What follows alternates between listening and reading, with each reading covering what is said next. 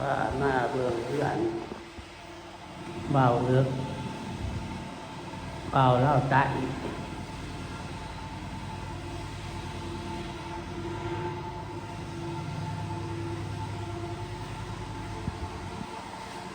ว่ามาเบิ่งเพื่อนเบาเอิกเบาเล่าใจเนาะฝากติดตามช่องยูทูบของพระสิโอมิสประเสริฐนี่เด้อกดติดตามให้แน่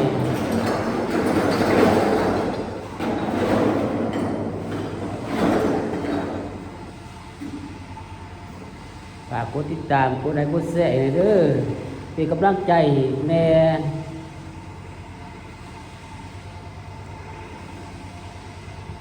เป็นกำลังใจให้แน่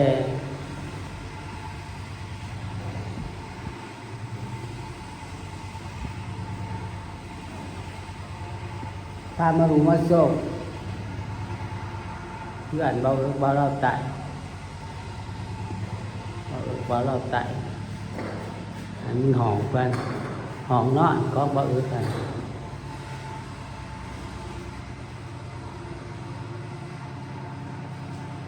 ห้องนอนของเบาเอิก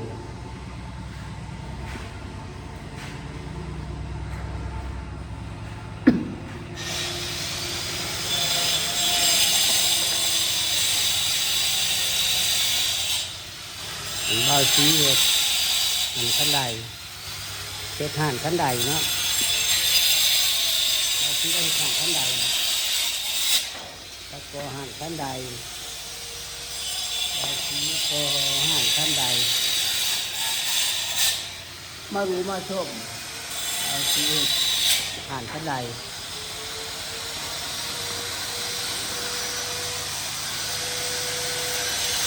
หันขันใด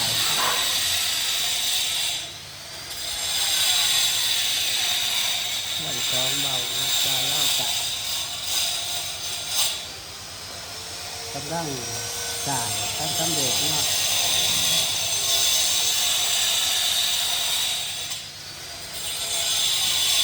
ฝากกดติดตามช่องยูทูบของพระสิโอมิสประเสริฐให้แน่เด้อกดไลค์กดแชร์ให้แน่เป็นกำลังใจให้แน่เป็นกำลังใจให้พระสิโอแน่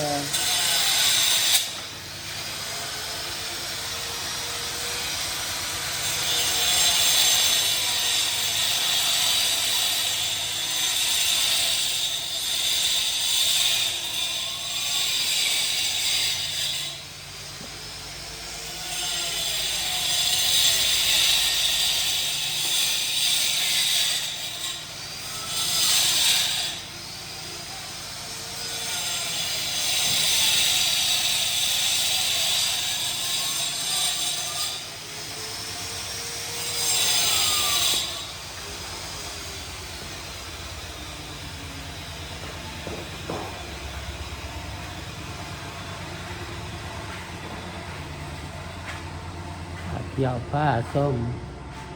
เพื่อนของเบาเอิกเบาเล่าใจบ่ท่านไหนสำเร็จยังบ่ท่านไหนสำเร็จ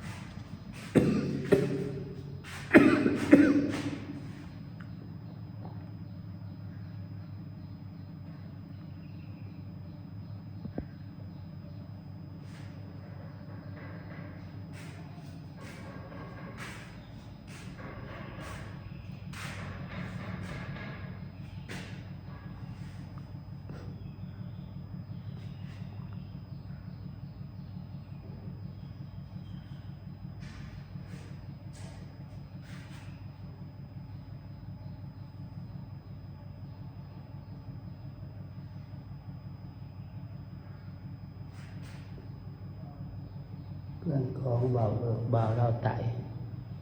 กำลังสร้างใหม่บ่ท่านใดสำเร็จ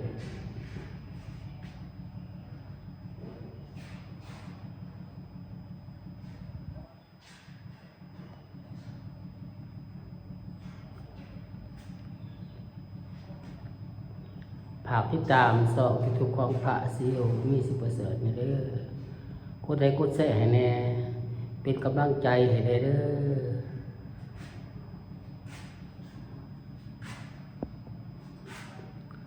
เป็นกำลังใจให้แด่กดไลค์กดแชร์ให้แด่ให้ได้ฟานไว้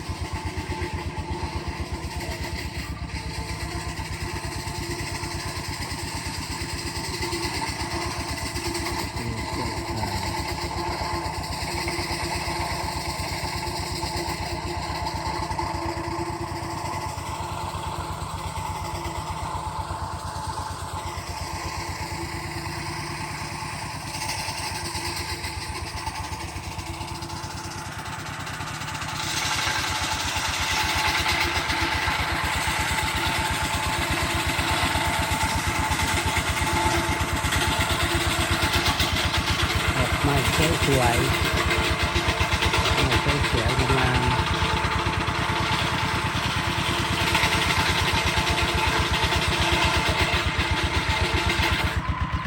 ดอกไม้งามดอกไม้สวยสวยดอกตะเวน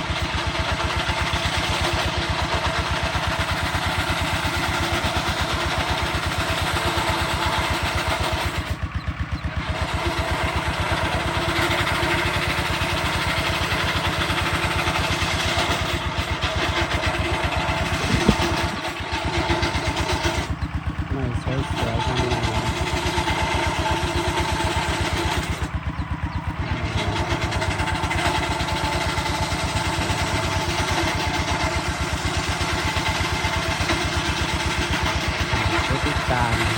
ช่องยูทูบของพระที่โหผู้ที่ประสบ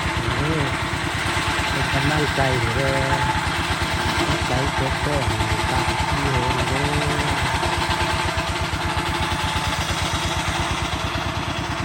ติดตามช่องยูทูบของพระที่โหผู้ที่ประสบ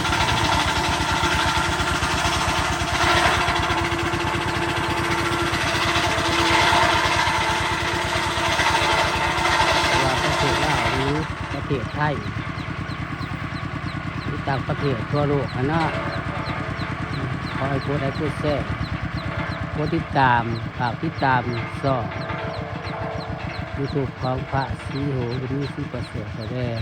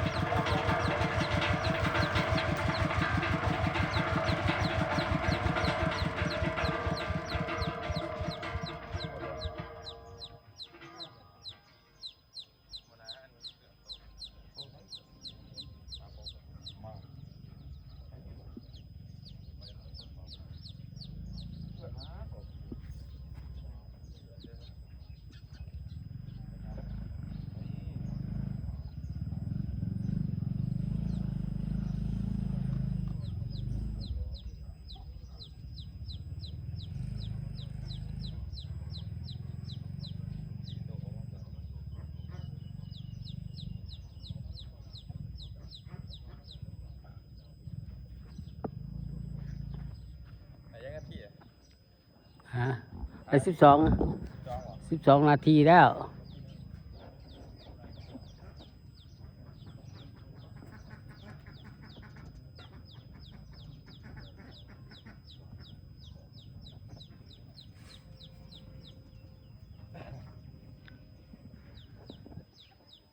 คลิปนี้กับป้าซีโอโคลาไปก่อนบ๊ายบาย